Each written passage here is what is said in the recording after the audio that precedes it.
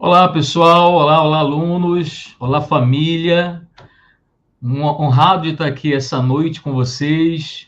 Vamos falar de Enem, vamos falar de vestibular, vamos falar de estratégias de estudo, que tenho certeza que vai potencializar a sua chance de entrar na universidade. Eu sou Fabrício Alves, sou aqui da Inspira e tenho dois super convidados hoje aqui na tela comigo, duas pessoas que são referências em educação, professor Ademar Celodônio e professor Idelfrânio Moreira.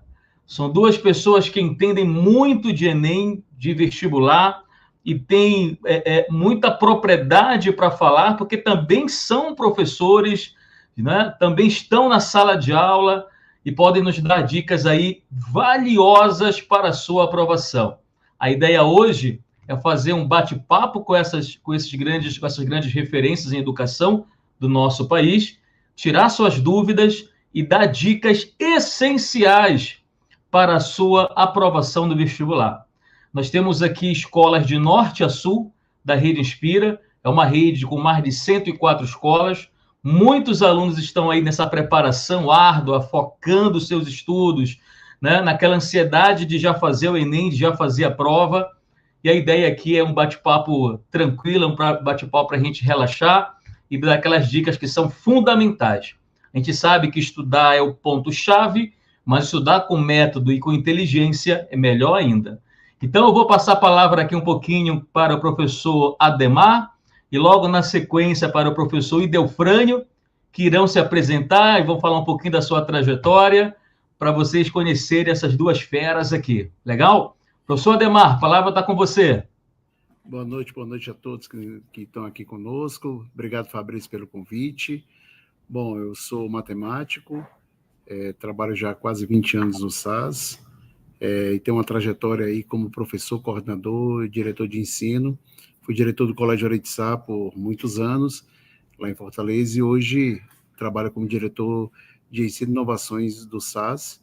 E vamos bater um papo bom aí sobre Enem, vamos falar muito aí sobre estratégias, falar o que de fato importa, o que de fato a gente deveria fazer, o que a gente vai agora nas férias aproveitar e fazer um ócio criativo. Então, estamos aqui à disposição para de alguma maneira, contribuir com todos vocês.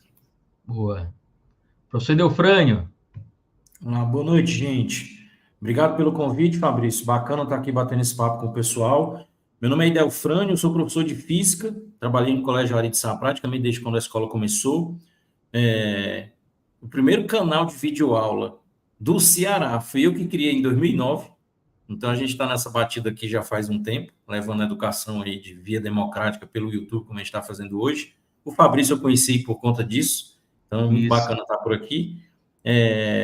O Ademar já foi meu coordenador algumas vezes aí ao longo desses anos, então fui aprendendo aí algumas coisas com ele, continuamos aqui hoje estou no SAS, nesse time de ensino e inovações, o que significa dizer que a gente ajuda a galera aí com os simulados, os planos de estudos, esses personalizados, os relatórios focados para a melhoria de aprendizagem, então vamos trocar uma ideia aí junto.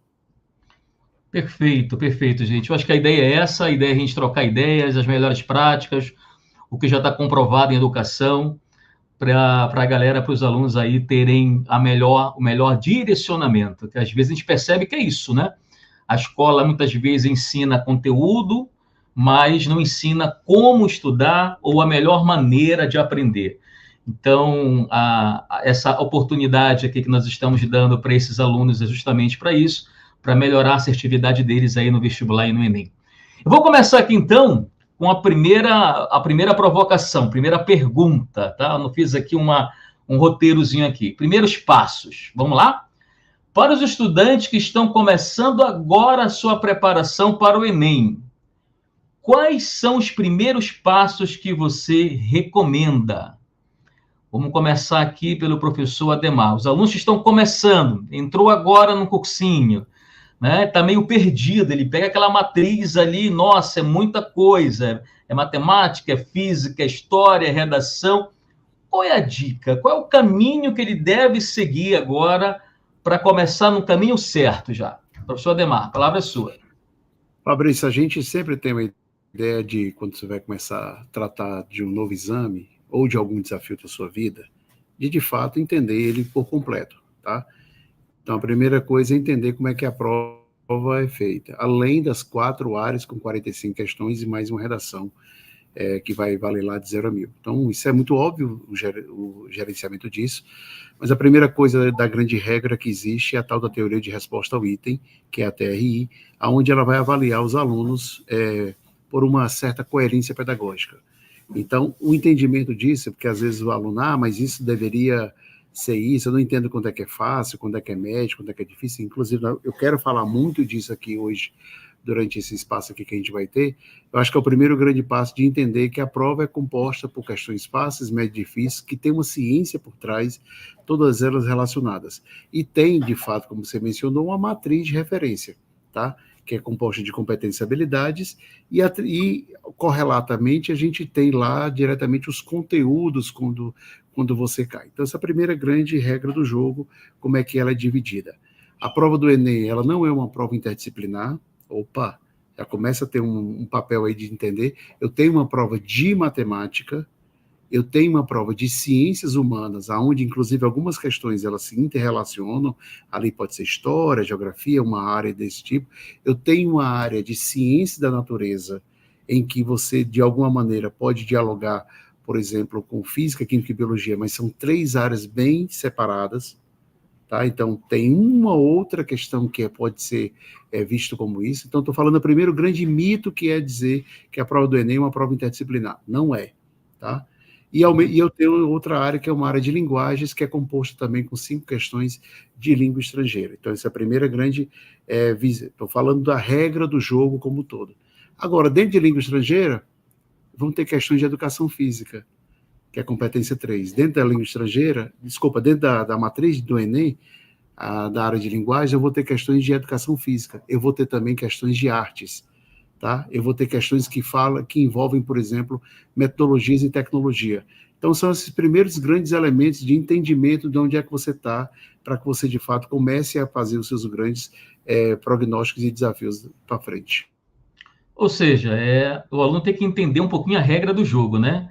Entender como é que a prova funciona, ler lá o edital, ver o horário, ver o tempo que tem por questão.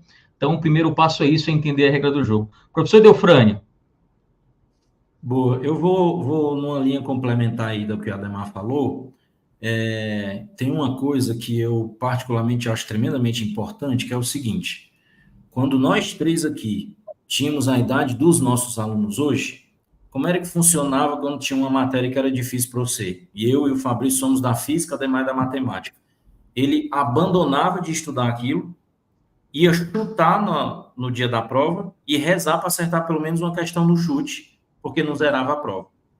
O que é que a TRI, como a Ademar estava explicando agora, traz de importante para a preparação do aluno? Eu tenho dificuldade com física. Ok. Mas então você não vai se esforçar para os conteúdos mais difíceis. Mas o conhecimento básico da disciplina, ele vai te garantir questões de nível fácil na hora da prova, e isso vai te dar coerência pedagógica, e isso vai ser mensurado na tua nota de proficiência. Então, eu acho que traz uma mensagem muito importante em termos de preparação. Eu vou fazer um planejamento nas matérias que eu tenho mais dificuldade, claro, para evoluir, mas tem um conhecimento básico que eu preciso ter. Então, isso muda muito o paradigma do que é a preparação hoje em dia. Então, acho que isso aí, para início de preparação, é o primeiro grande toque. Aí, só aproveitar aqui, a gente recebeu uns abraços aqui do Pedro Furtado e do Pedrão. O pessoal lá de Tocantins está mandando um abraço para a gente aí. Um abraço para vocês, amigos. Isso. O Pedro Furtado, ele está no Símbios, está lá em Goiânia, e o Pedrão é do Interação de Palmas. São os nossos direção, coordenação, os caras são feras. Muito bom. Então, assim, Delfrânio, eu acho que ficou claro aqui, gente. É ter um conhecimento geral, né? Muito horizontal, ter uma visão geral. Não precisa verticalizar tanto quanto antigamente nas provas, que a gente fazia aquelas provas discursivas que envolvia cálculo pesado. Então, é importante o aluno ter essa visão ampla, uma visão muito horizontal, e depois, como o professor muito bem comentou, ir aprofundando, né? E ganhando espaço, aprofundando. Mas ter essa visão holística do conteúdo é muito importante. Legal.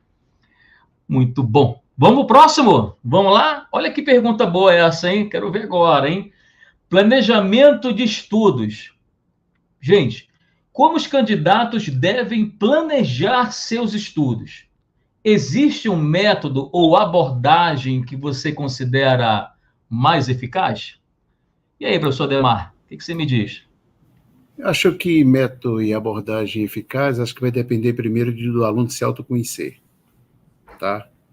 Então, acho que a primeira grande coisa para o aluno que está no cursinho, para o aluno que está na terceira série, é assistir aula.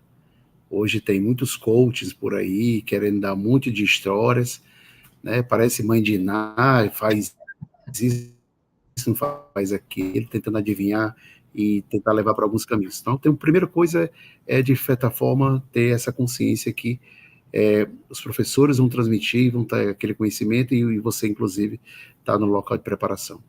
Dentro dessa visão, acho que tem uma coisa que é fazer os exercícios que você está contando lá e ter uma certa regularidade do ponto de vista de tempo, tá? Começar a se habituar a isso. O simulado é muito bom para isso, mas os exercícios de fixação, exercícios propostos também dos materiais didáticos, eles também apontam para esse caminho. Então, você tem, por exemplo, às vezes 4 ou 5 exercícios que o professor vai fazer e depois você continuar fazendo as suas próprias aulas. Então, esse é o primeiro ponto de vista de você conseguir acompanhar essa matéria que o professor está vendo. E depois ir tentando fazer com alguns outros recursos, pode ser, por exemplo, o próprio YouTube, que você vá tentando tirar essas dúvidas. Quanto menos você conseguir acumular dúvidas, melhor para a sua trajetória. Agora, calma. Você vai ter um monte de conteúdo acumulado, porque isso é o normal. Quando chega ali nos BRO, setembro, outubro, novembro, dá um certo desespero pela quantidade que isso acontece. Isso é com todo mundo, tá? Se é contar assim. Mas, de maneira geral, você tem que fazer pelo menos as coisas básicas, que é o quê? Assistir aula, fazer exercícios, se preparar adequadamente e cuidar, claro, desse movimento, para que não seja uma coisa muito exaustiva, que é a saúde mental, tá?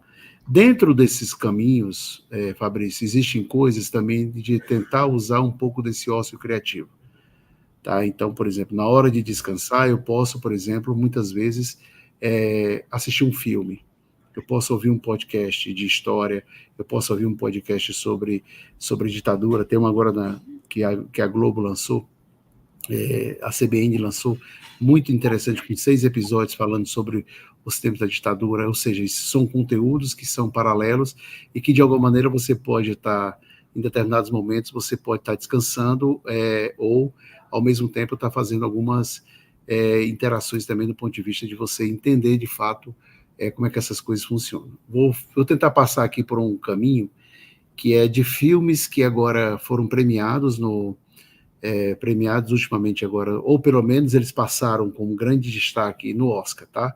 Oppenheimer é um filme muito interessante de você assistir. Um filme muito interessante de você ver também é o filme da Barbie. Inclusive, meninos também assistem o filme da Barbie. Aí daqui a pouco, por quê? A prova do Enem, ela costuma ser uma prova que tem um viés de inclusão, um viés de cidadania.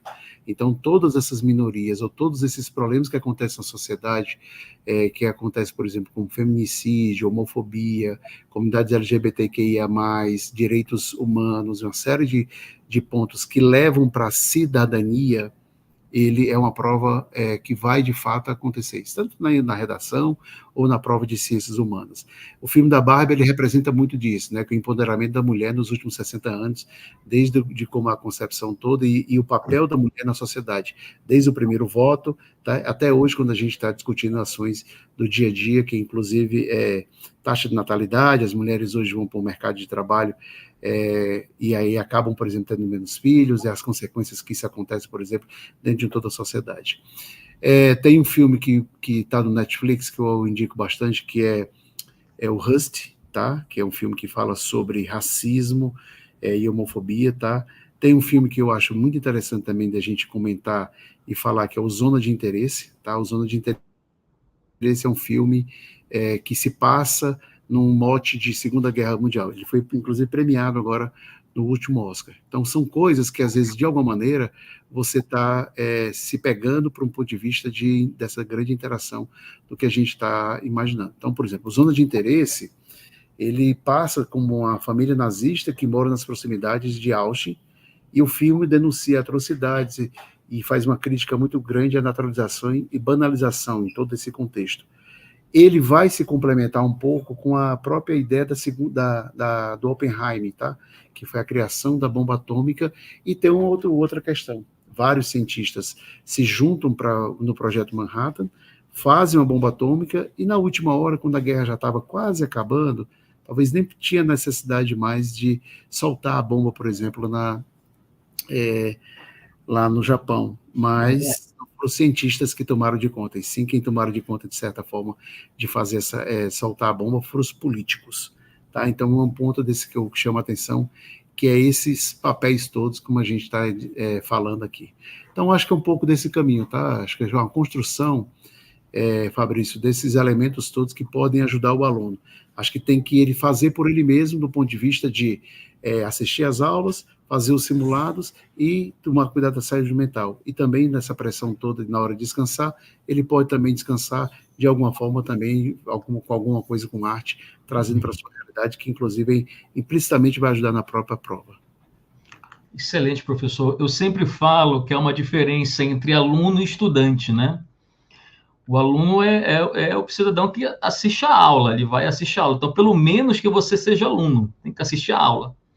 Estudante é aquele que chega em casa e resolve as atividades. Estudar é algo ativo, né? Não é passivo. Você precisa realmente sentar, fazer exercício, né? Ter o seu momento individual. Tá? É aí que a mágica acontece, é nessa hora que você começa a aprender. É muito bom essa colocação, que é importante o aluno ter humildade intelectual, principalmente aquele aluno que já passou por um processo, de repente não passou, ele fica escolhendo aula, né? Não, essa aula aqui eu não vou assistir porque é língua estrangeira, eu já fiz um curso de inglês, isso aqui essa disciplina... Você tocou no assunto agora que é interessante falar. Língua estrangeira, em geral, os alunos da escola particular escolhem a prova de inglês. E a prova de inglês, ela só é aplicada hoje para 30%, 35% dos alunos do Brasil. Consequentemente, o aluno que escolhe inglês hoje, ele, digamos, ele se garante, né? Ou ele pensa que se garante, né? Ele pensa que se garante. E, em geral, o índice de acerto dessas questões é altíssimo, tá? Se você errar uma ou duas questões, se você errar uma, tá, ok. Mas se você errar 2 questões de inglês, você vai estragar a sua TRI. Na hora. Em geral, as questões de inglês, elas têm um índice de acerto muito alto e ela tem proficiências baixas. Elas não passam de 600. Naquela corrida que eu tenho lá até 800 e alguma coisa na trilha, elas muitas vezes são 480, 490 de proficiência. Falando numa trilha que eu tenho ali até 820, mais ou menos uma média Então, em geral, você tem uma trilha que faz com que as questões de inglês elas sejam mais fáceis do ponto de vista porque o índice de acerto é muito alto. Então, uma questão de inglês das mais difíceis, Fabrício, ela não chega a 600. Então, errar 2 de inglês pode trazer um grande prejuízo para a própria prova. Perfeito, legal. Professor Delfrânio. Nessa coisa aí de planejamento de estudo, eu vou até puxar aí para o gerenciamento de tempo também. A gente é da física, né, Fabrício? Então, Sim. a gente sabe 2 coisas. Não tem rendimento de 100%, e o que a gente precisa é buscar o melhor rendimento possível dentro daquilo que a gente faz. Então, eu vou falar aqui um pouco como educador e um pouco como pai, que acabou de ter uma filha vivendo a 3ª série, passando pelo processo do Enem e entrando na universidade. Então, vivi isso dentro da minha casa no ano passado de perto. Legal. Principalmente o aluno que se importa, que se dedica, que segue a dica, que estuda, que faz o planejamento, às vezes se deixar passa do ponto. Então, tem uma coisa importante que é aproveitar bem os tempos de estudo. E a gente sabe que hoje tem muita distração. Então, pega esse planejamento todo que o Ademar falou. Na hora de executar, primeiro eu planejo. Na hora de executar, tem um ponto importante que é aproveitar bem o tempo que você tem. Então, às vezes é assim, o meu celular é um companheiro aqui inseparável, porque eu vou fazer pesquisa, eu vou entrar para dar uma olhada na internet, eu vou usar o chat GPT, mas tira a notificação. Tira a notificação, porque hoje a neurociência já demonstra que se eu estiver focado e uma coisa tirar minha atenção, eu posso levar até 23 minutos para voltar meu recurso cognitivo para aquilo. Se acontece isso numa aula, 2 vezes a aula acabou. É 50 minutos. Se tu colocou 1 hora de estudo, tu já se perdeu. Então, aquela técnicazinha Pomodoro, que a gente fala, desconcentra de tudo, foca no estudo. Aí o seu tempo é 30 minutos? 30 minutos. É 45 minutos? 45 minutos. É 1 hora? É 1 hora. Aí é o que o Ademar falou. Cada um vai descobrindo o seu tempo e o seu limite. Mas uma coisa é fato. Se você ganha consistência, os seus limites vão aumentando. Então, quando você vai começando a gerar resultado, você começa, só é capaz de se concentrar 30 minutos, fica impaciente. Aí, você começa com consistência. Tira os fatores que tiram a atenção, fica focado por 30 minutos. Estuda, faz questão. Daqui a pouco, o tempo aumenta para 40, para 45, para 1 hora. E isso vai te dando consistência e gerando resultado. Então, acho que é quebrar a coisa, é ganho incremental, como a gente fala, né? É quebrar os grandes problemas em problemas menores. Porque vamos pensar qual é o objetivo final. Você vai passar 5 horas na prova. Então, eu preciso ter fôlego. O quanto mais eu aproveitar desses 5 horas na prova, mais lastro eu tenho para construir resultado. Então, isso você se constrói todo dia. É um dos grandes desafios no gerenciamento de tempo, é ter consistência. Não é estudar bem um dia e passar 3 dias sem conseguir fazer. Então, todo dia um pouquinho, todo dia um pouquinho, todo dia um pouquinho. Acho que isso aí é uma coisa que a gente não pode abrir mão. É isso. E aí, pegando o teu gancho, Delfrânio, já está comprovado que é super importante você fazer revisão. Você está voltando na matéria. Então, vamos supor que você, montei um horário de estudo, eu botei matemática na segunda-feira, eu estudo 5 horas de matemática na segunda. Vou te falar uma coisa, é mais produtivo você fragmentar essas 5 horas. Coloca segunda, terça e quinta, ou coloca 1 hora todo dia, fragmenta. Porque aí você está toda hora revisitando a matéria, está voltando, isso cria conexões, né? Sinapses para você novas, caminhos novos, né? Melhora a tua concentração também. Então, assim, é uma dica que fica. E sempre, gente, fazer revisão. Quando você assiste a aula, o professor deu uma aula de física ali, o professor Delfrânio deu uma aula legal, o aluno sai feliz, aprendi tudo. Se você não fizer revisão, no outro dia, 24 horas depois, metade você já esqueceu. 50% foi para o lixo. 1 mês depois, você só tem 20%, de 10 a 20% daquele conhecimento, daquela aula que você assistiu. Então, a revisão periódica, a revisão programada, assistir uma aula hoje, vou fazer a revisão, vou estudar em casa hoje, fazer exercício, daqui a uma semana estudo de novo, depois fico olhando, revisitando a matéria a cada 30 dias, isso é fundamental para você tirar o conteúdo da memória de curto para a memória de longo prazo. E aí que a mágica acontece. Beleza, gente? Então, ter consistência, estudar todo dia, dividir, como foi muito bem colocado aí, os tempos, tá? Para você. E um ponto que é importante, que você muito bem falou agora, que a sua filha, né, se dedicou muito, não cria horários, não cria uma meta improvável. Eu vou resolver 40 questões por dia. Não começa assim, começa resolvendo 20. Conseguiu? Na outra semana, passa para 25. Porque aí você não cria aquela ansiedade, aquela frustração de você colocar uma meta, nunca alcançar e ficar ansioso. Coloca metas reais, tá? Porque isso cria o que? Aquela felicidade. Poxa, eu consegui, né? Aquela automotivação, que é super importante, autoconfiança também. Beleza? Vamos para o próximo ponto aqui, gente? Vamos lá.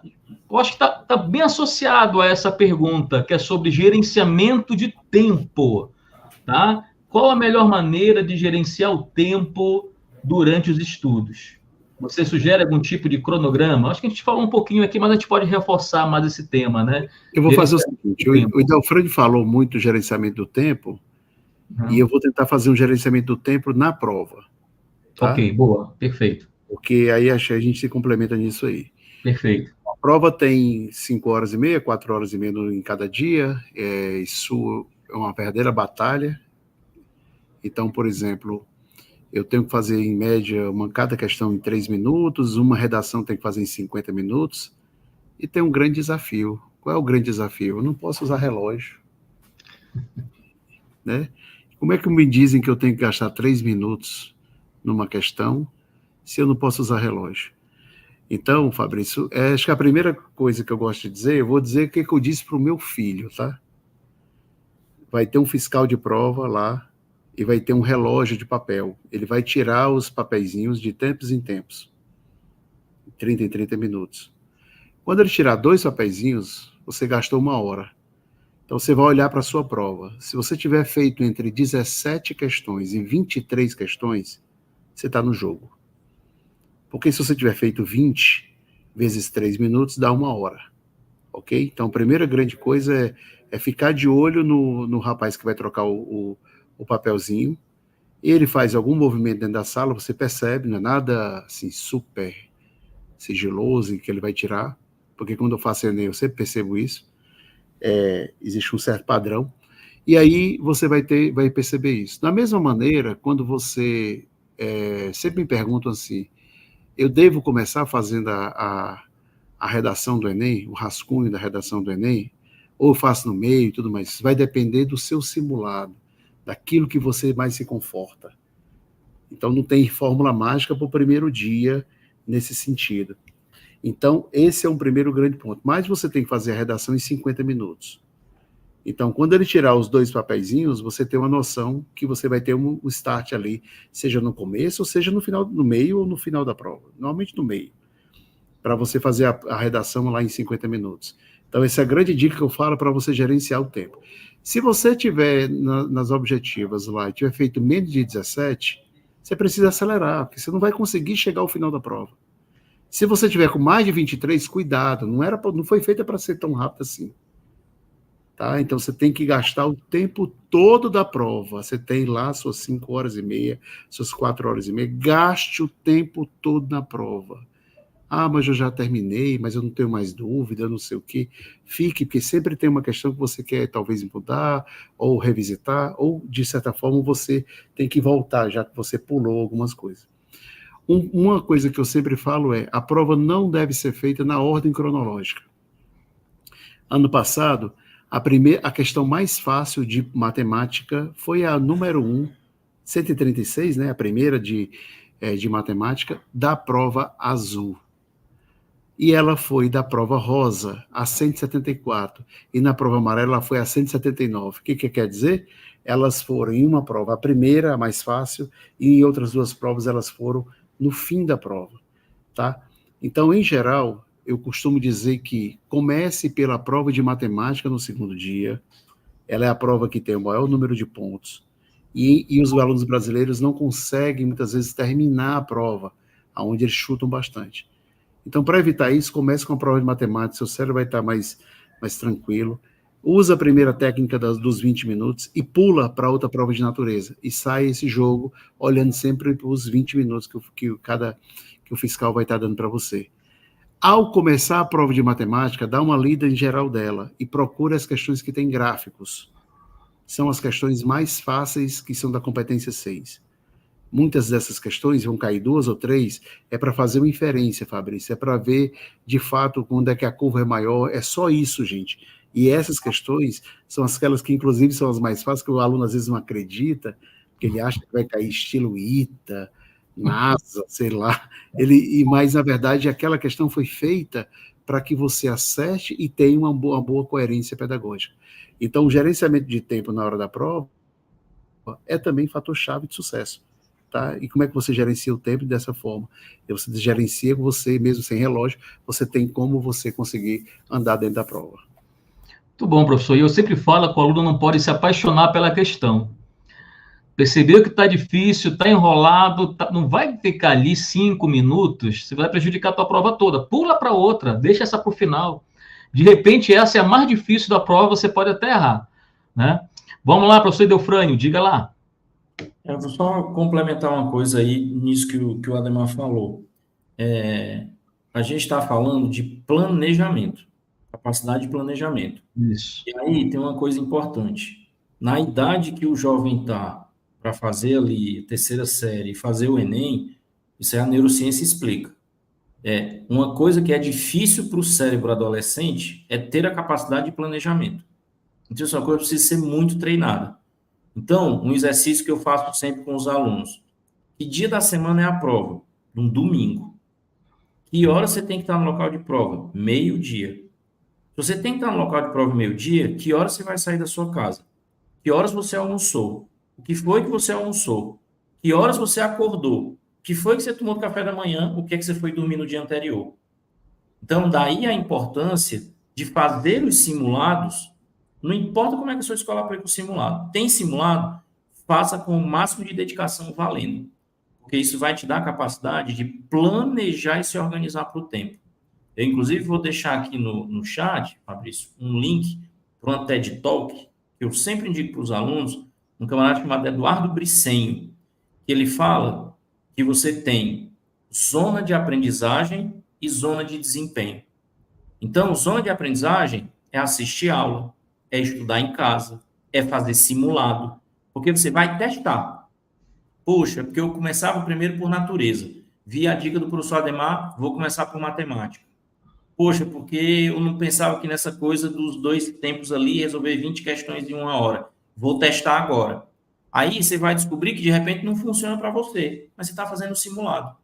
Para quando chegar até o último simulado, você está chegando no dia da prova, você ter aprendido com os seus erros e descoberto qual é a melhor estratégia para você.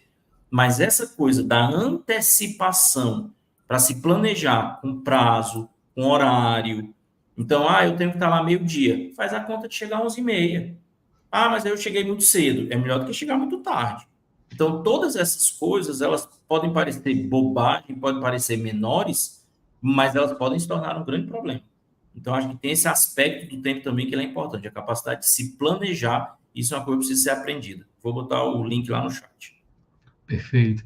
E aí, vocês perceberam, aí uma mensagem para os alunos que estão nos vendo agora, que os professores falam muito em simulado, gente. Fazer simulado é fundamental, principalmente para você identificar as suas dificuldades e trabalhar em cima delas. Isso é fundamental, trabalhar em cima do erro, tá? Tem aluno que fica assim, não vou fazer simulado, não estou preparado, não estudei. Pô, não tem isso, cara. Você tem que fazer simulado. E ainda aquela cultura da escola, né? Muito daqui do Brasil, da gente estudar na véspera da prova. O Enem, você não vai estudar na véspera da prova, não tem como. O Enem, pelo contrário, na semana de prova, você vai começar a desacelerar um pouquinho. Você tem que ter uma programação, ter uma rotina durante o ano todo estudando, fazendo simulados, para que no dia da prova você esteja preparado. Vamos para a próxima pergunta aqui? Vamos lá? Recursos e materiais. Recursos e materiais. Eu acho que o Delfim até deu uma dica agora do material aí, né?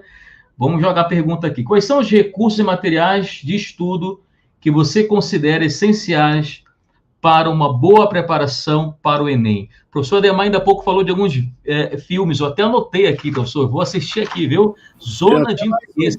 Está anotado aqui. Tem mais alguns aqui para indicar, tem mais uns 5 aqui que eu considero interessantes. Legal, legal. Então, sobre esses materiais aí, o que vocês acham? Onde é que os alunos podem encontrar materiais, pesquisar, trabalhar, para potencializar essa preparação deles? Bom, Fabrício, eu acho que é o seguinte, primeiro, ainda na linha do simulado, né? Ainda na linha de você estar estudando, fazendo seus exercícios, você, ao fazer o simulado, você vai ter uma ferramenta chamada Exercícios Personalizados, dentro dos simulados do SAS. Essa ferramenta, ela é uma ferramenta de inteligência artificial, que se nós 3 estivermos aqui, ela vai dar a sequência de acordo com os erros que nós tivemos. Então, entendo que vocês deveriam procurar fazer o exercício personalizado, porque ele não só vai descobrir qual essa ferramenta, Fabrício, sabe mais da gente do que da gente mesmo, o que a gente sabe da gente mesmo. Porque ela, inclusive, vai colocar na ordem cronológica de dificuldade, ela vai dizer assim, Fabrício, você precisa estudar mais história, química, filosofia, e só lá no final, física. Porque, de fato, é a área que você é muito bom. E física, você estuda se quiser. Aí tem um nível de prioridade baixo. Mas essas aqui tem nível de prioridade alto. Entendeu?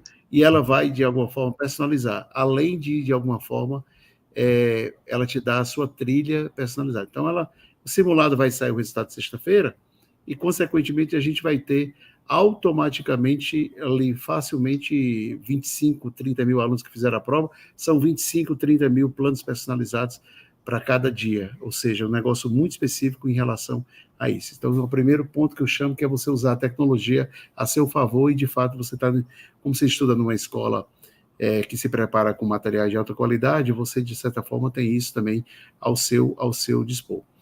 E existe uma coisa que, durante o material todo, se você for resolver todas as questões, eu sei que é quase hipotético isso, mas você vai estar resolvendo mais de 12 mil questões. Então, você não precisa de nada mais além daquilo para você imaginar. Então, às vezes, eu tenho um aluno que vai na biblioteca, pega aquele livro do Resnick, né, Fabrício, que é da sua área. Nossa! Pega um livro muito... Por acaso ele está lá... Totalmente fora de foco, perdendo tempo, né? Porque ele quer, às vezes, esse livro está lá na biblioteca porque é para um aluno de Olimpíada, ou coisa nesse sentido, e ele leva para o professor para resolver aquela questão, imaginando isso. Então, lembrando que absolutamente a gente precisa fazer questões fáceis. As questões fáceis é que vão dar uma boa coerência pedagógica para a gente. Então, esse é o primeiro ponto que eu gosto de dizer, que é também ter muita atenção à regra do jogo. Eu falei lá no começo, reforçando agora, que é entendimento do que são as questões fáceis. Então, são as dicas que a gente imagina entender. E se quiser mais filmes, é só me falar, que a gente pode falar de mais filmes. Eu sempre falo também, às vezes, quando eu entro para dar aula, mata a saudade, eu entro para dar aula e coloco umas questões do Enem, eu imagino que o aluno já tenha feito aquela questão. E, para minha surpresa, muitos não fizeram. Eu não consigo entender como um aluno que vai fazer um vestibular, o Enem, que é um processo, né, tão concorrido, não tenha resolvido pelo menos os últimos 10 anos. E essas provas estão lá no site do INEP. Entrou lá, baixa, tem prova, tem gabarito. Por que você não fez? Né? Assim, é surreal. Tem uma coisa que, assim, pode mudar o exame, pode mudar o que for. Eu já acompanhei por muitos anos alunos que preparam para o ITA. É a mesma coisa. Você precisa resolver provas dos anos anteriores. Você precisa entender como é que é a regra do jogo. Porque, de alguma maneira, há uma repetição dos conteúdos. Exatamente. E no Enem, essa repetição é muito maior. Então, você tem uma progressão de fato como isso acontece. Então, por exemplo, dentro da prova do Enem, eu vou ter pouquíssimas questões de matemática do ensino médio. Eu vou ter uma de matriz, uma de logaritmo, uma de trigonometria, tá? Mas eu vou estar com muitas questões da competência 1, que é de matemática básica. Fundamental, né, professor? Ensino fundamental. Vão cair 8 ou 9 questões de ensino fundamental, que é cálculo de porcentagem, regra de 3 simples, juros simples, princípios de contagem, e são muito simples mesmo. Vão cair questões... e aí, quando você faz provas anteriores, você lembra, Fabrício, um ano anterior caiu uma questão que era um guarda-chuva, e ele perguntava que figura era aquela. Sim. Né, que figura era aquela. Essa aqui é para ninguém errar, porque essa, inclusive, é de uma habilidade baixa, que é para ser fácil. Baixa, que eu digo, é... Taxonomia de Bloom, né? Só reconhecer, né? Só reconhecer e identificar qual é a figura plana que está ali.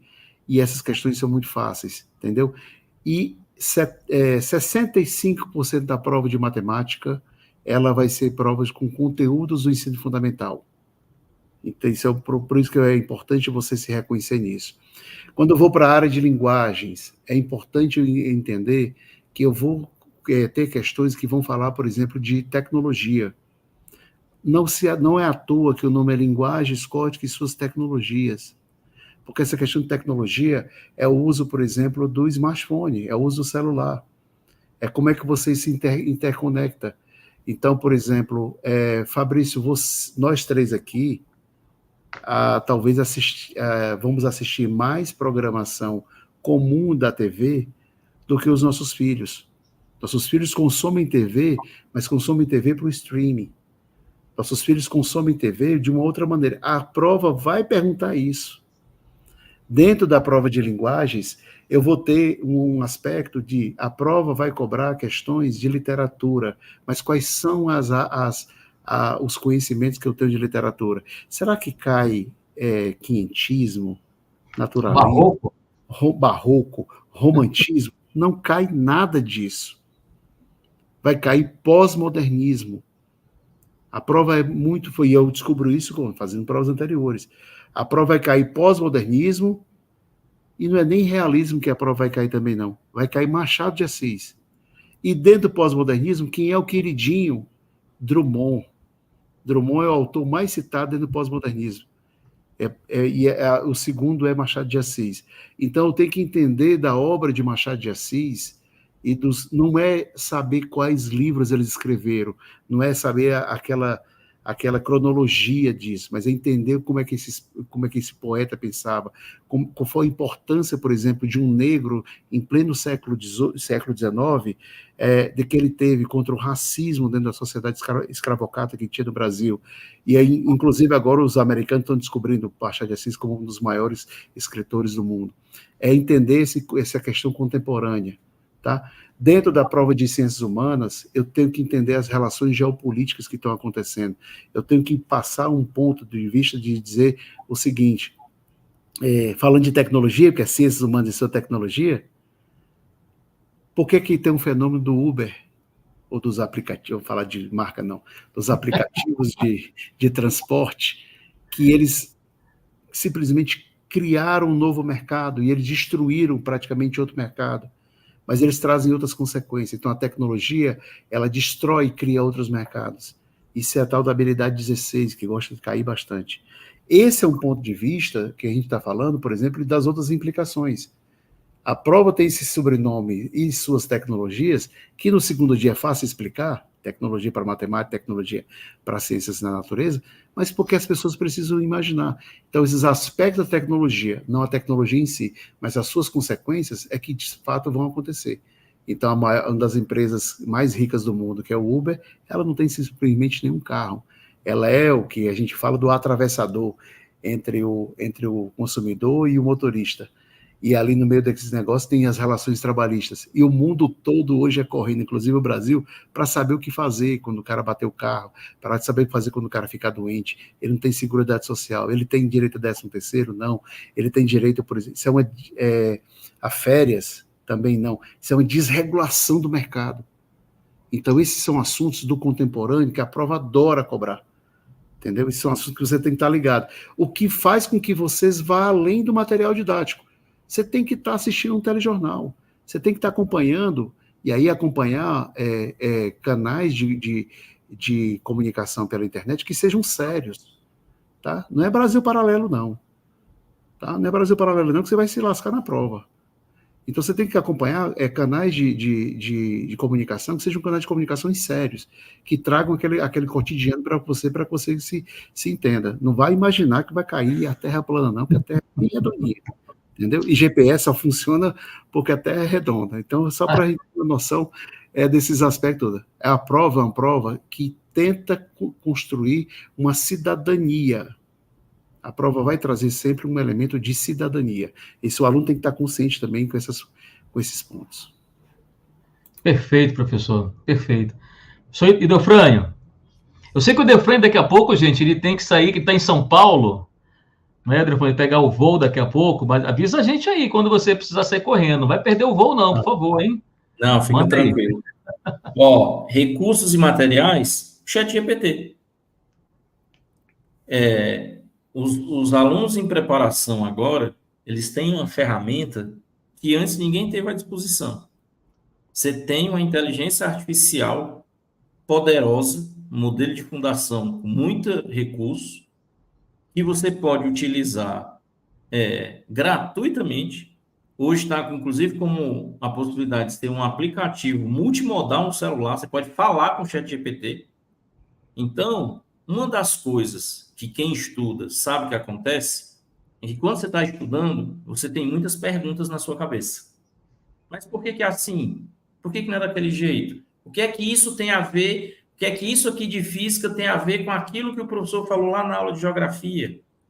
E aí, hoje você tem, se antes você precisava de procurar num livro, procurar no próprio Google, hoje você tem uma IA que você pode usar. E dialogando com o ChatGPT, isso vai, inclusive, desenvolvendo a sua capacidade de fazer boas perguntas. Então, não é pegar o ChatGPT e dizer, resolve essa questão de matemática para mim, mas olha que poderoso se você cola a questão no ChatGPT e diz assim, o que eu preciso saber para conseguir resolver essa questão? É você pegar um capítulo, sei lá, de história, de geografia, de biologia, que os alunos gostam de dizer é matéria de ler, cola lá e diz, me faça 10 perguntas básicas que resumam os pontos-chave desse texto. É você pegar um parágrafo em inglês e não pedir para traduzir. Explica isso para mim com outras palavras, em inglês. É você pegar um tema e dizer quais argumentos eu poderia utilizar no desenvolvimento desse tema, não é para pedir para escrever o texto. Então, nesse sentido, de você pensar a IA, e eu estou usando o ChatGPT como exemplo, que é o mais acessível, como um parceiro seu, como se fosse um professor, para quem você pudesse perguntar qualquer coisa, qualquer hora, pode ser uma baita ferramenta, sem precedente na história da humanidade. Mas não é para botar ele para resolver as coisas para você, porque no dia da prova, ele não vai estar lá para resolver. Mas você pode exponenciar muito sua capacidade de aprendizado utilizando uma ferramenta de inteligência artificial. Então, eu ia dar essa dica aí. Excelente, muito bom. Beleza? Vamos para a próxima aqui? Vamos lá. Tem uma aqui que eu acho que a gente até respondeu. Eu tinha colocado aqui, olha, estratégias durante a prova. Eu vou até pular, porque não sei se o professor Ademar quer completar alguma coisa, mas eu acho que a gente já fechou esse item aqui. No dia da prova... Acho que tem estratégia... Desculpa, eu já ia falar, mas pode fazer a pergunta. Por favor. No dia da prova, que estratégias você sugere para os candidatos maximizarem seu desempenho? Acho que tem uma coisa que o Delfrani falou e eu vou reforçar aqui, que é o pré-prova. Tá? Então, a ansiedade é uma coisa que é muito difícil de se segurar. Ao mesmo tempo, tem pessoas que lidam muito bem com isso, outras vão para o cinema. Então, assim, eu costumo dizer que na véspera ninguém estuda mais, é melhor descansar, é melhor jogar uma bolinha ali, é melhor você gastar energia e tudo mais. Mas tem gente que gosta e isso é o que alimenta, inclusive, o seu próprio desempenho e tudo mais. Tem gente que acredita muito nessa coisa. Então, primeiro é se autoconhecer. Mas acho que a alimentação, nessa semana de véspera, é importante. A alimentação que você vai ter durante a prova, porque a prova está ali meio que naquela hora, que é a hora da fome, do almoço, né? Você tem um negócio, você tem que sair muito cedo para fazer o caminho até o local, e tudo mais. Normalmente você vai fazer a prova e tem gente que leva quase um supermercado, né? Várias sacolas de águas. Aí o cara assim, leva uma caneta, leva 30, porque vai que falha, né? A terceira, a quarta, ele leva muitas canetas e tudo mais. Então existe a própria prova é aquela zoada de gente abrindo água, abrindo biscoito durante o período todo. Mas uma coisa que eu ouvi uma vez de um nutricionista, que é a história do chocolate. Isso. As pessoas levam chocolate e levam chocolate ao leite. E esse colega nutricionista me falou assim, Ademar, o chocolate ao leite do Brasil, ele tem mais açúcar do que os outros em outros países. Então ele é muito mais doce. E esse chocolate ao leite vai fazer a pessoa relaxar na hora da prova. Então ele disse, o ideal, se você quiser levar um chocolate como fonte de energia, é que seja um chocolate meio amargo. Então, você tem algumas coisas assim mais simples, ou você leva uma fruta, e aí dentro das frutas, a banana, que é uma banana que ela, inclusive, a gente às vezes tem um jogador de tênis que está lá, né, que é ele para no meio entre um intervalo e outro, ele vai lá e abre uma banana e ele consome, ou então consome uma vitamina de banana, que ela é a mais rápida que você dá, que é a vitamina K, que é para toda a sua musculatura, e o cérebro também. Então, você tem algumas coisas nesse sentido. Mas eu acho que isso é papo mais para nutricionista, mas é cuidar bem da alimentação, cuidar bem da saúde, principalmente na última semana, relaxar. E na véspera, a gente tem que estar perto de quem gosta da gente. A gente tem que para quem acredita, vai para a igreja. Ou seja, você tem que estar, de certa forma, no estado de contemplação para você estar zen no dia da prova e você conseguir dar tudo de bem para você. Então, acho que é um ponto que é importante dizer, dentro dessa maximização. Por quê? Porque não adianta fazer tudo correria e chegar lá na hora da prova, milhares de técnicas, e nada vai sair que a cabeça não está boa. Perfeito. Fabrício, deixa eu só complementar essa daí, que é um testemunho, inclusive, que eu quero dar. Uma coisa que a gente vê acontecer aqui, acompanhando as escolas SAS no Brasil todo, e aí eu, de novo, vou dar o testemunho do que eu vi acontecer na turma da minha filha ano passado. Cara, aluno que faz os simulados, que a escola disponibiliza e que faz valendo, tem uma mágica que acontece que justifica tudo isso aqui que a gente está dizendo. O aluno, a aluna, consegue ficar bem na prova até o final. Cara, isso é muito poderoso. Isso é muito poderoso. Eu vi minha filha ficar os 2 dias e ser a última a sair da sala. Porque ela disse, olha, eu estava me sentindo fazendo um simulado. Você for uma escola SAS, são 6 simulados ao longo do ano, são 12 finais de semana que você vai fazer a aplicação. Quando você chega no dia da prova, você está treinado. Então, não vai correr aquele risco, isso que o Ademar falou, é gigante. O dia da prova, você tem que estar lá fazendo a prova. Mas, às vezes, é difícil para o aluno ficar na prova. Ele precisa ter uma necessidade de sair. Aí, deixa 2 horas na mesa, que ele podia estar usando para construir resultado. Mas isso é construído na preparação. Isso é muito poderoso. Então, acho que é uma coisa importante também em relação à preparação para o dia. Acho que vale, inclusive, já como dica de preparação de saúde física, né? Acho que é importante. Perfeito. E aí um ponto que é interessante de reforçar é que tem muitos jovens que estão quase que dependentes do celular, né? E ficar, às vezes, 4, 5 horas sem pegar o celular é um sofrimento para alguns.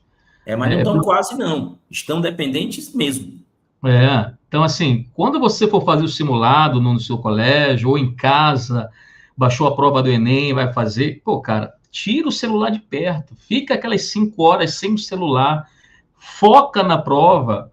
Isso é super importante. Você falou uma coisa muito importante. Inclusive, em muitas escolas aqui da Inspira, nós fazemos um simulado à tarde, domingo à tarde mesmo, para simular o horário da fome, o horário da dor.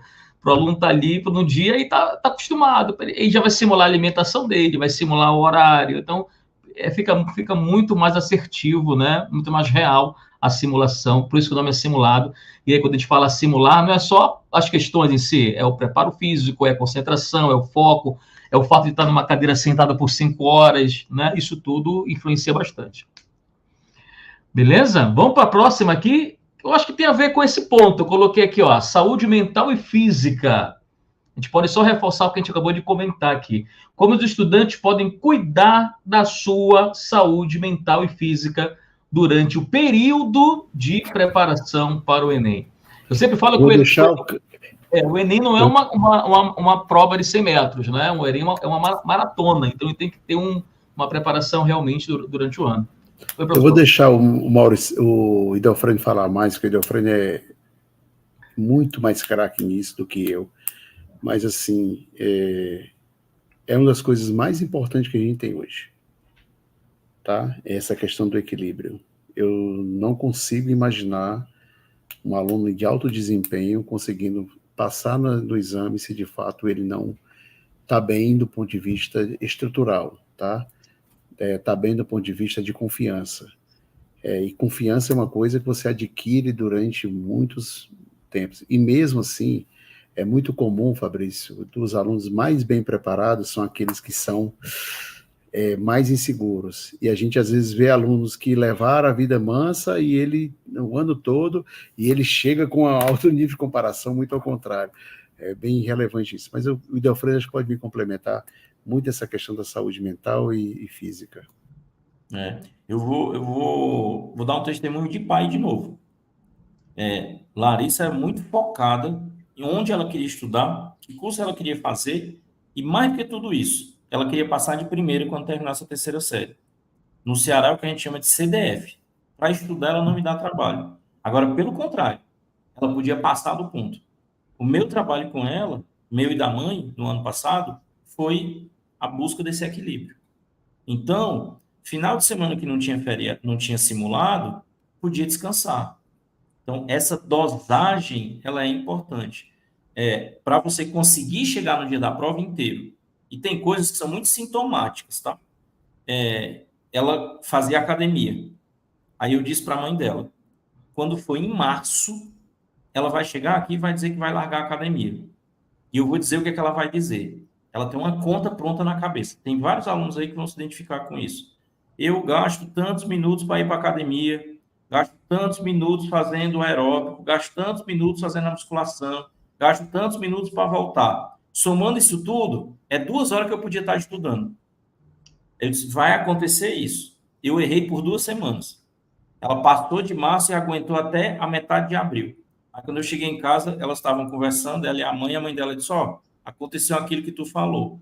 Vou deixar a academia. Eu falei, vai não. Agora você vai confiar no papai. Você vai continuar na academia. Mas esse tempo eu podia estar estudando. Não podia, não. Porque chega uma hora que a cabeça não funciona mais. Então, o que é que importa? Não é ter 2 horas a mais para estudar, mas é no tempo que tem, estudar da melhor maneira possível e aproveitar. E essa atividade física, esse lazer, esse esporte, essa atividade, sei lá, pode ser uma atividade social, pode ser na igreja, pode ser uma atividade com a família, isso só vai te trazer benefícios para o seu equilíbrio e para a sua segurança.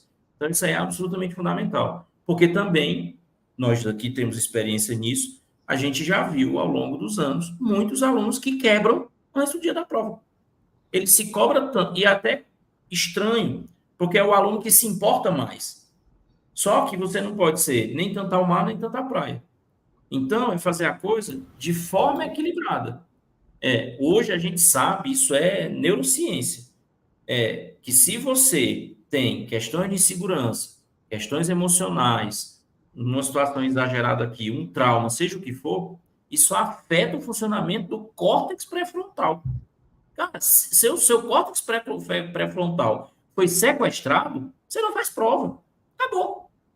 Imagina que, Deus o livre, aconteceu uma coisa, na véspera da prova, você teve uma questão ali de, sei lá, de saúde da família. Você ficou preocupado, tá nervoso, tá triste. Cara, você pode ser o 1000 da redação, o 900 da matemática. No dia, sua cabeça não vai funcionar. É simples, você perde a capacidade de raciocínio. Então, essa coisa ela precisa ser trabalhada e construída todos os dias. Então, acho que essa coisa da busca pelo equilíbrio ela é absolutamente fundamental. E acredite no que nós estamos dizendo para vocês. Como profissionais com décadas de experiência, preparando aluno com resultado de alto desempenho, produzindo grandes desempenhos do Brasil inteiro, em prova de Olimpíada, de IME, de ITA, resultado em USP, Unicamp, medicina, o que você imaginar. E também como pais e como educadores. A busca pelo equilíbrio é que vai trazer o resultado. Mas eu não acredito. Aí você confia. Na hora que você não consegue enxergar, aí você confia em quem tem a experiência e cuida de você. É absolutamente fundamental. Perfeito, Delfrano. Eu sempre falo para os alunos que a academia, nessa etapa, durante esse ano, é um investimento para eles, é um investimento. Está mais que comprovado que a atividade física ela reduz a ansiedade, evita a depressão, tem a questão dos hormônios, dopamina, que dá o bem-estar. Então, o aluno tem que fazer atividade física, tá? É fundamental, não pode se anular. E a gente percebe isso na prática, tá? Quando os alunos que passam, a gente percebe, a gente conversa com eles, eles falam, não, eu fazia 3 vezes por semana, mantinha minha natação, faço minha atividade física, isso é fundamental. Esse equilíbrio que você colocou aí, e é legal, os alunos estariam escutando isso, porque muitos pensam que fazer vestibular é anulação, vou parar minha vida, não vou mais sair com meus pais. Cara, equilíbrio, né? Educação física, atividade física é fundamental nessa preparação, nessa jornada. Fabrício, resultado. Só a última coisa que eu queria complementar aqui, o Idelfrani, é a questão do sono. Boa. Tá? A gente precisa dormir 8 horas por dia. E da mesma como está faltando tempo, às vezes não é nem porque ele quer estudar, não, tá? É porque está muito ligado no celular e fica com esse celular até altas horas e tudo mais, então isso acaba... Então a conta é muito básica. Se a aula começa às 7 da manhã, você tem que se acordar ali por volta de 6 horas.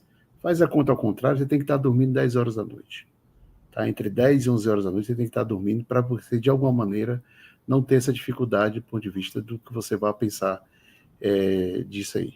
E dormir pouco, e de certa forma, é muito ruim. Quando você está dormindo bastante às suas 8 horas, é onde a memória acaba, de alguma maneira, se codificando daquilo que você viu durante o dia. E Fabrício, desculpa, deixa eu só fechar. E tem uma outra coisa importante também, tá? A gente não está falando isso aqui só para passar na prova do Enem, não. Vamos raciocinar. Se você está buscando alto desempenho para entrar na universidade via prova, quando você entrar na universidade, você também vai buscar alto desempenho acadêmico. Aí, quando você entrar no mercado de trabalho, você também vai buscar alto desempenho no mercado de trabalho. Então, se não houver equilíbrio, não tem desenvolvimento. Agora eu preciso me matar porque eu estou fazendo na prova. Agora eu preciso me matar porque eu tenho que passar na faculdade. Agora eu preciso me matar de estudar porque eu tenho que ter alto desempenho no trabalho.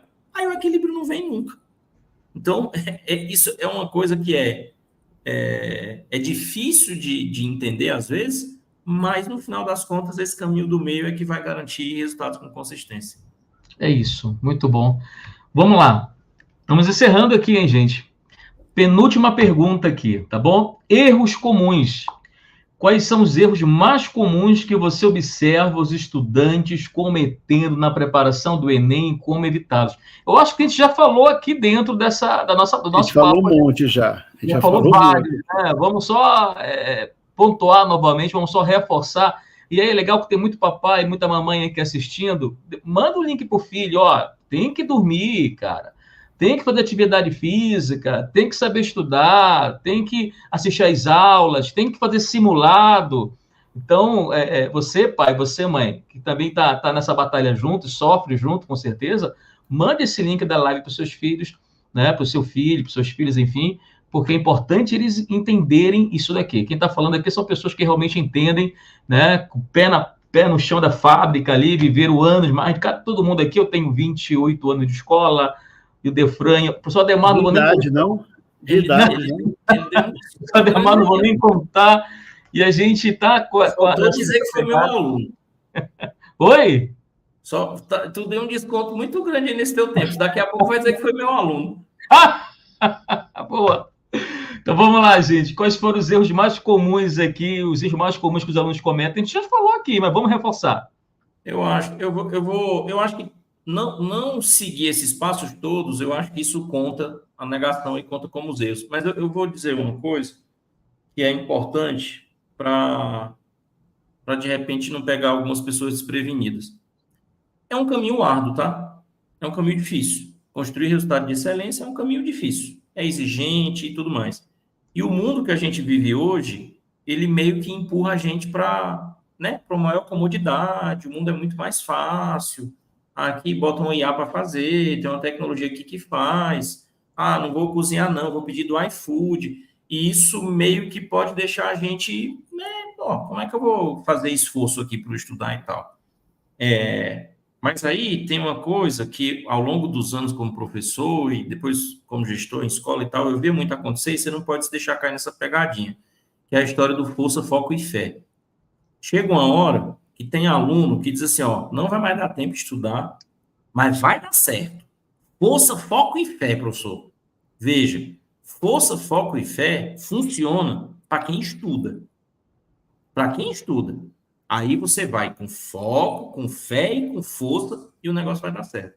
Eu estou falando isso porque eu já ouvi aluno chegar para mim e dizer o seguinte, mas aí então, como é que eu faço para ir para a prova sem saber de nada, mas confiante?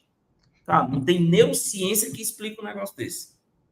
E aí, até uma fala aqui que o Ademar fez, eu lembrei que um aluno uma vez numa palestra falou assim, não, porque eu me dou melhor quando eu não estudo e vou confiante do que quando eu estudo e vou nervoso. Isso não funciona. Porque, principalmente uma prova TRI, para medida de proficiência, se você não souber, vai aparecer na prova. Você não sabe. Então, a gente precisa tomar muito cuidado com essa coisa do força, foco e fé. Isso aí eu não abro mão de dizer para os alunos, porque eu sei que a gente precisa de se motivar, eu sei que a gente precisa de segurança, de âncora e tal, tudo isso é importante. Mas tudo isso é para complementar uma boa preparação consistente. Então, acho que isso aí a gente não pode deixar de dizer. Fabrício, eu quero só dizer uma coisa em relação à prova em si, tá? Tem alguns coachings por aí que ensinam que se deixar em branco é melhor para o aluno, porque pode confundir a TRI, não sei o quê. E eu quero dizer que se deixar em branco, você errou, tá? Claro. Então, assim, não tem essa coisa, não. Não deixe nenhuma questão em branco. Mesmo que você não tenha nenhuma coerência pedagógica, aquela questão que você marcou sem saber, tal do chute, você vai ganhar alguma coisa, tá? A segunda intenção é o seguinte, tem esses coaches também ensinam que acertar, vamos supor que o gabarito de uma questão é a letra C de casa. Ah, mas se acertou a B de bola, você ganha alguma coisa, porque é um distrator que é perto, não sei o que, isso é mentira. Você não ganha nada. Tá? Você só ganha alguma coisa, se for muito ou pouco, dependendo da coerência, se você marcar corretamente o gabarito. Essa é a primeira coisa, que é para a gente tirar esses truques dessas coisas. E eu aconselho fortemente que agora, a partir do segundo semestre, vocês façam 3 redações por semana. Quem faz uma redação por semana, ok. Quem faz 2, quer passar. Quem faz 3, merece a vaga. Isso. Não vai matar, não. São 15 semanas, 3 redações por semana, são 45. As notas de redações, elas explodiram. Hoje, 1 a cada 10 alunos no Brasil tira acima de 900. Então, tirar 900 agora é piso. Então, os alunos precisam, de fato, fazer redação. E se você fizer essas 50 redações de segundo semestre, pode ter certeza que vai cair muita coisa do que você já escreveu lá, porque são sempre temas sociais que levam para a cidadania. E não ficar nesses atalhos, querendo achar que é isso, ou então se agarrando em palavras-chave, em citações mandrake, é aquilo que eu vou botar aqui que vai servir para qualquer redação. Os corretores já sacam de tudo isso. Tá? Os corretores já sacaram toda essa espécie de malandragem que vai ser. Então, não acredite em fórmula mágica. Eu reforço o que o Delfrano está dizendo. Acredite em si no estudo. E tem que ter dedicação para poder também conseguir o êxito da aprovação. Boa. Eu queria complementar um ponto aqui. Imagina que você vai para a academia, você está ali 3 meses malhando, né, fazendo atividade física, começou a emagrecer, começou a pegar tônus muscular. Aí você fala assim, não, agora eu vou ficar 1 mês descansando, vou parar, depois eu volto. O que acontece quando você volta? Você volta sem preparo físico, você engordou, tua musculatura foi perdida. Com estudo, gente, é a mesma coisa. Está chegando aí o mês de julho, não caia nessa falácia, nessa enganação, vou ficar 1 mês sem estudar, vou ficar de boa, porque eu estou muito cansado. Você está cansado, o outro lá está estudando. E um detalhe importante, por exemplo, vou falar de Belém do Pará, para 30 dias, são férias de 30 dias, mas muitos estados são 15 dias. Tem lugar que o aluno nem para, ele continua, as aulas continuam. Então, para quem quer realmente seguir na frente, não deixar a bola cair, não perder o ritmo, não pode parar. Ah, professor, mas eu estou cansado. Cara, tira 3 dias, tira 2 dias, tira o final de semana para descansar, para viajar com a família, mas mantenha o teu ritmo, não perde o ritmo. Aproveita julho, caso não vai ter aula no cursinho, normalmente os cursinhos colocam curso nas férias, faça curso nas férias, porque sempre o curso nas férias é algo muito objetivo, que os professores acabam focando nos assuntos mais recorrentes. Não tem como perder curso nas férias. É ali que o professor vai dar aquelas dicas, é como se fosse uma revisão antecipada da tua prova. Então, fazer curso nas férias é uma excelente opção para você se preparar, mas se na sua escola não vai ter curso nas férias, faça uma programação, resolva as provas do Enem, mas não pare de estudar. Esse é o erro que eu queria destacar, que eu percebo muito. Às vezes a pessoa fala, porque eu estou cansado. Isso aí é muito mental. É mais mental, porque está chegando a época das férias, a pessoa já começa a entregar, né, o jogo. Não pode, tá? Te reconecta e foca no teu objetivo, foca no teu sonho e continua a estudar. Beleza, gente? Vamos lá. Para a gente fechar Fabrício, aqui... só o Delfrano já precisa sair, ele quer se despedir aqui, por favor. Professor? Porque tem a coisa da limitação de tempo para chegar, eu estou monitorando aqui usando a tecnologia. Por favor, não perca o avião. Mestre, queria agradecer demais aí o convite, espero que a gente tenha contribuído, o Ademar vai continuar aí fechando os recados. Um abraço para todo mundo que está assistindo, que vai assistir isso aí em outros momentos, e um recado importante, você não estuda conteúdo, você não estuda pela utilidade do conteúdo, você não está estudando para passar na prova, você está estudando porque estudar faz sinapse na sua cabeça e lhe dá capacidade cognitiva para você fazer o que você quiser, inclusive passar na prova. Então, eu não gosto de matemática e eu vou ser advogado, não vou usar matemática, não vou estudar matemática. Não.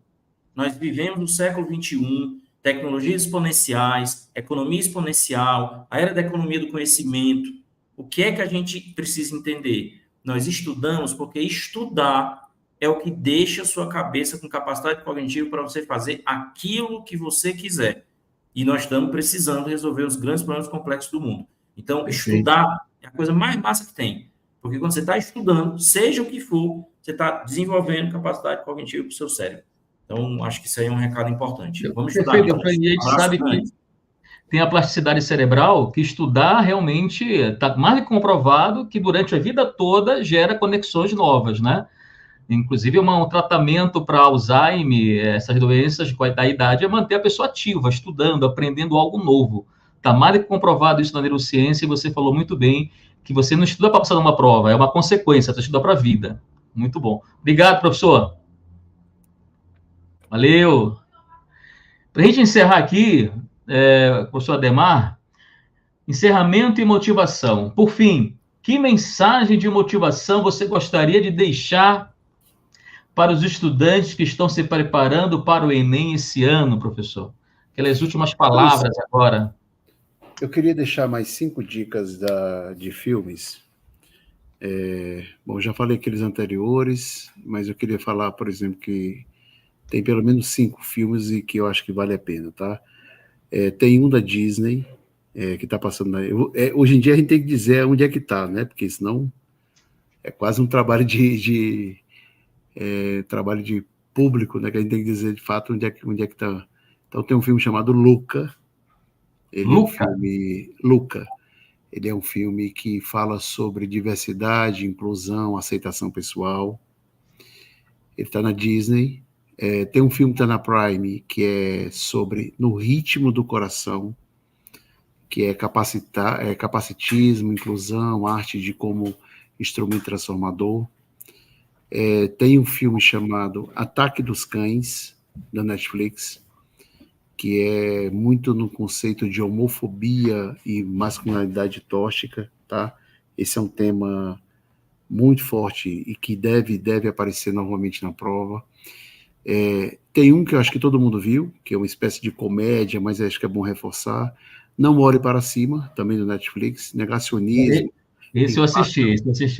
Das redes sociais, fake news, papel da imprensa, sociedade do espetáculo, tá? Tem um que é um pouco mais diferente, que é uma plataforma chamada Mumbi, que é o filme Ática, A-T-T-I-C-A, que fala sobre racismo e desafio do sistema penitenciário, abuso de autoridade. Então esse é um filme muito interessante. E tem um documentário, o Sexto Plus aqui, né? Um documentário do Einstein, que é sobre o Einstein e a bomba, de fato, que eu acho que tem um ponto aí que vai ser interessante. Bom, eu acho que é o seguinte, primeiro, vocês estão muito bem entregues nas redes que vocês estão hoje de ensino, vocês estão sendo muito bem preparados com a equipe de professores, seja os colegas aqui lá do Tocantins, seja os colegas aqui de Goiânia que estão na live, seja você lá Fabrício, aí no Pará, seja os colegas do Rio Grande do Norte. Eu conheço muito bem as escolas, conheço o corpo de professores e sei da seriedade do grupo todo com a preparação. Então, vocês estão muito em boas mãos. Acho que tem um outro lado, que é o lado que a gente falou muito aqui, que é o seu lado, ou seja, de preparação de estudar, e muita confiança desse fato que a gente, de alguma maneira, cada vez mais se conecte com os propósitos gerais. Façam simulados, façam 3 redações no segundo semestre por semana. Nossa, que cara louco, isso não existe. Depois você vai dizer para mim o que aconteceu no final, tá? Normalmente a fórmula dá muito certo. E esteja no ponto de vista que a gente falou muito de se preparar do ponto de vista emocionalmente também. Isso também é muito importante hoje em dia. Fabrício, agradecer imensamente o carinho aqui de todo esse momento. A gente fez mais de 1 hora de live e sempre me coloco à disposição para a gente voltar aqui e bater mais papos, tá bom? Professor, estou honrado com a sua presença. Eu, em nome da Inspira, agradeço a você, professor Edelfrânio, pessoal do SAS também, nosso parceiro, e a todos vocês que estão aqui conosco, né, pais, professores, diretores, alunos. Compartilhem essa live com as pessoas que vão realmente usufruir dessas informações, né, que vai fazer vestibular, ou para a vida mesmo. São informações bem relevantes. E assim, estamos aqui no InspiraCast. Agradecer ao Aguiar pelo convite, André Aguiar, nosso CEO, e até a próxima, tá bom? Professor, obrigado. Galerinha, vamos estudar. Julho é mês de estudo. Quero ver você trabalhando, hein? Estudando firme para a gente, no final do ano, comemorar a sua aprovação. Até a próxima, pessoal. Valeu, professor. Valeu. Obrigado. Tchau, tchau.